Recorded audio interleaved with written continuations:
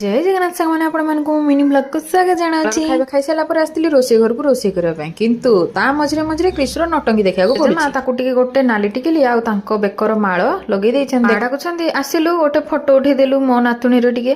ତାପରେ ମୁଁ ତାର ଗୋଟେ ଫଟୋ ଉଠେଇ ଦେଇଛି। ଦେଖନ୍ତୁ ଆଜି ମୋର ପଖାଳ ଭାତ ଅଛି ଆଉ ଶିମ୍ବର ବେସରଟା ଯୋଉଟା ଶିମ୍ବ ଆଳୁ ବେସର ଶିମ୍ବର ମଞ୍ଜି କେତେ ଦିନ ପରେ ଆଜି ଖିଆ ଅଛି କାରଣ ମଞ୍ଜି ଭଲସେ ମାର୍କେଟକୁ ଆସି ନଥିଲା। ତାପରେ ଚକଟାରେ ଅଛି ଆଳୁ ଟମାଟୋ ଆଉ ଟିକେ ବାଦାମ ମଞ୍ଜି ମା ଟିକେ ଘରୁ ଭାଜିକି ଦେଇଥିଲା ଆଉ ଟିକେ ପିଆଜ ଲଙ୍କା ବିନ୍ସ ଭଜା ବାସ୍ ସେତିକି ଖୁଆଇକି ସେ ତାର ଶୋଇ ସାରିଲାଣି। ବର୍ତ୍ତମାନ ଆମେ ବସିଛୁ ଟିକେ ଖାଇବା ପାଇଁ। ଆଉ କ୍ରିଶୁ ଯେହେତୁ ଖେଳାବୁଲା କରୁଛି ଆଉ ତା ଜେଜେମା ଜେଜେବାପା ଅଛନ୍ତି କେତେବେଳେ କଣ ସମୟ କରି ଯାଉଛି ଜଣା ପଡୁନି। ମା ସେଦିନ ଯିବାର ଥିଲା କିନ୍ତୁ ଯାଇନାହାନ୍ତି ବର୍ତ୍ତମାନ ଅଛନ୍ତି କାରଣ ତାଙ୍କ ଦେହ ଟିକେ ଭଲ ନାହିଁ ସେଇଥିପାଇଁ ଅଛନ୍ତି କିନ୍ତୁ ଏବେ ଯିବା ପାଇଁ ଟିକେ ଇଚ୍ଛା ଲାଗୁନି କାରଣ କ୍ରିଶୁ ସହିତ ଯେହେତୁ ଏତେ ଦିନ ଖେଳାବୁଲା କରିଦେଇଛନ୍ତି ତାକୁ ହିଁ ମନ ଲାଗୁନି ଆଉ ଯିବା ପାଇଁ। ଏଠି ବସିକି ଖାଇ ଦେଇଥିଲୁ ମତେ ବହୁତ ବଢିଆ ଲାଗିଲା ପଖାଳ କାରଣ ମୋ ପେଟ ଟିକେ ଗରମ ଥିଲା ସେଇଥିପାଇଁ ମୁଁ ଭାବିଲି ପଖାଳ ଟିକେ ଖାଇବି ଦେହ ବି ଟିକେ ଭଲ ଲାଗୁନଥିଲା ସେଇଥିପାଇଁ କିଛି ବିଶେଷ ଆଇଟମ ମଧ୍ୟ କରିନଥିଲି। ଏଥିରେ କ୍ରିଶୁର ଦେହ ଟିକେ ଭଲ ନାହିଁ ଦେହ ଭଲ ନାହିଁ ମାନେ ତା ଆଖି ଟିକେ ଇନଫେକ୍ସନ ହେଇଛି ସେଇଥିପାଇଁ ତାକୁ ଭାବୁଛି ମୁଁ ଟିକେ ହସ୍ପିଟାଲ ନେଇକି କାଲି ଯିବି।